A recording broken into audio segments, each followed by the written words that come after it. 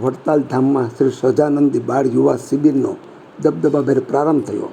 સ્વામિનારાયણ સંપ્રદાયના પ્રખ્યાત તીર્થધામ વડતાલ સ્વામિનારાયણ મંદિરમાં તારીખ 25 એપ્રિલથી 4 દિવસ સુધી શ્રી સહજાનંદી બાળ યુવા શિબિર 9નો દબદબાભેર પ્રારંભ થઈ ગયો છે.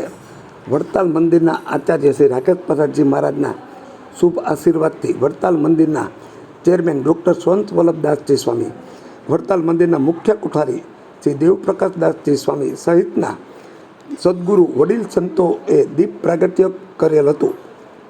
આ શિબિરમાં હજારો બાળકોએ લાભ લીધો હતો.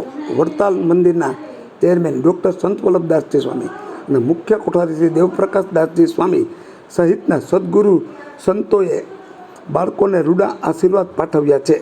શિબિરમાં ભાગ લેનારા તમામ બાળકો આ શિબિરથી ખૂબ જ રાજી અને પ્રભાવિત થયા છે.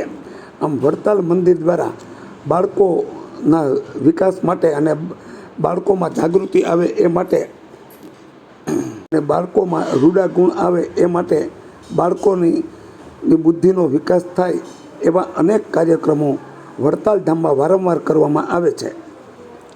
જે દર્શક મિત્રોએ સુપરફાસ્ટ ચેનલને સબસ્ક્રાઈબર નથી કરી તેમને સબસ્ક્રાઈબર કરી લેવી.